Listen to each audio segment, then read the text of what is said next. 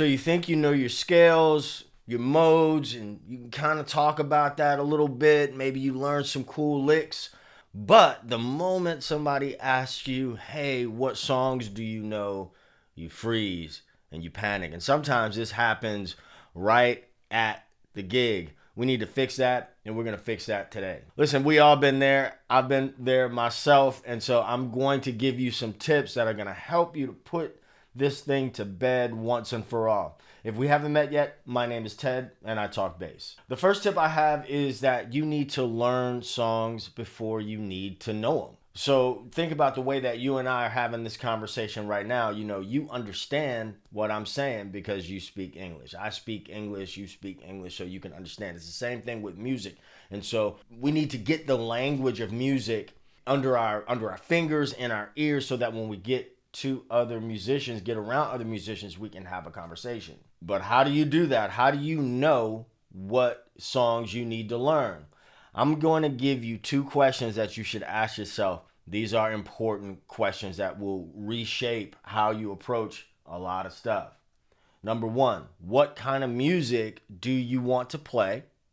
And who do you want to play it with? Let me say that again because I think that was pretty good. What kind of music do you want to play? And who do you want to play it with? Listen, I know my audience. I know that the folks, my guess is that you are a person that is 30 and up. And so you have a different set of responsibilities. You're not about to go to Berkeley or some music school, but you want to play in certain circles. So you need to know what those folks are playing in order for you to run in those circles. I'm going to link a video to this one that is going to break down step by step how you should go about, or how you might go about, doing recon to find out what songs you need to learn. All right? That'll be linked somewhere around this video, either in a card or in the description. After you've done some recon, you need to take inventory. We have these phones, man. You got, if you're a Spotify user like I am, I use Spotify. I also have iTunes. Everybody's got YouTube. Make playlists. Add those songs into your practice time. And on your notes app, one of the things I used to do is somebody be talking, I would kind of, I knew the conversation was coming up. What songs do you know? I know somebody's about to ask. So I would just kind of glance down, and I'd have this list of tunes that I knew. And what'll happen over time is that everybody will know the same songs. And then instead of having these awkward silences, especially not on the stage, I need to make a whole nother video about how, making a list never hurt anybody. Making a list a little pre-planning never hurt anybody, but that's a whole different video. Make a list, take inventory, keep it on your phone, glance at that list, and be ready to say what songs you know. Also, the tool that I use every week to learn music, learn or even relearn music is SongMaster Pro. It's a one-time purchase and not a subscription. It is an affiliate link. If you use my link, it costs you nothing extra, but does help to keep this content coming for you. Now that you have an inventory list, what you want to do is look for connections between songs. There are only 12 tones, 12 notes in the Western music system, only 7 notes in a scale. It's a finite number of chords out there, right? And so, and then genres like funk. I play a lot of funk music, a lot of R&B music. A lot of these things kind of connect. I'll give you an example. Play that funky music.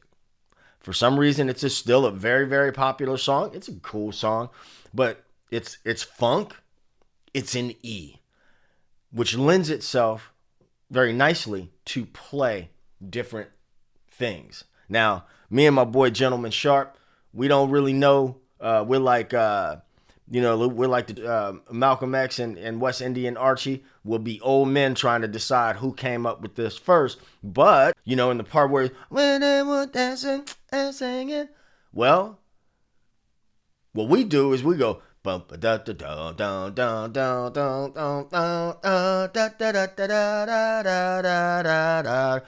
the line from Jungle Boogie in there. right? It breaks up the monotony. It's a new thing, and it fits perfectly. It fits perfectly. You know what I'm saying? Because it's funk. It's E.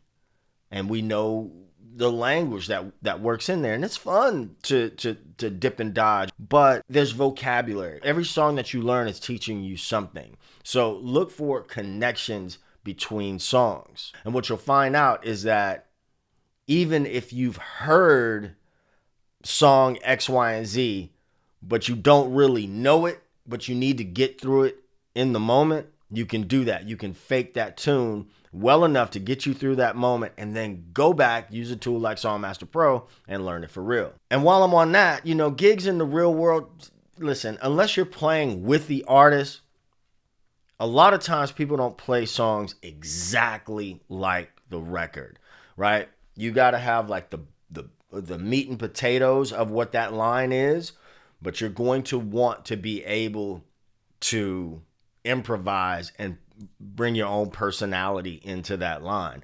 That's just the way that it is. People are going to expect you to want to be, not within reason, we don't want to go crazy. We want to still have, you know, you got to be flexible is what I'm saying. So this goes back to the first questions I asked. What kind of music do you want to play? Who do you want to play it with? Those two questions are going to save you a lot of time. They're going to save you from, they're going to help guide you with what teachers you might seek out, what content on YouTube you might seek out. You see what I'm saying? So give those two questions some thought and let them guide you. So this is what I want you to do. I want you to start off with 2 or 3 songs that you can actually play right now. And what I mean by play them right now, I mean you can play them from start to finish. Then I want you to grab a tool. You can use any other tool you like. I suggest SongMaster Pro, but take a software like that and take out the bass. Create your own backing track using that software. Can you play that song from start to finish? And then I'm going to challenge you even further. Then I want you to take out the vocals. Why would I want you to do that? Can you hear the sections in your head? Can you play the song even without the vocal there? Developing that muscle allows you to become the kind of rock that people want when they're looking for a bass player. They're looking for a bass player. People want to play with bass players that they don't have to really worry about. That they can just kind of, you're like my boy Thomas McDonald says, you're like a old leather catcher's mitt. Everything can just fall into that groove. Okay? So once you take the vocals out, challenge yourself even further. Take out the guitar. Or take out the drums. Can you still hold the groove with just you and the vocal, right? Can you do it start to finish? SongMaster Pro will also let you make playlists. So you take an inventory every step of the way. Can you get through those songs from start to finish? If this video clicked for you, Groove School is where we take things to the next level. There is weekly exclusive content. You can get real feedback from me and a roadmap to feel confident at any gig or jam. So start your 7-day free trial today. No pressure, just progress. So if you're ready to play with more confidence, there's a video up there that I think you should check out. And while you're here, check out that playlist down below. Don't forget to subscribe, and I'll see you in the next video.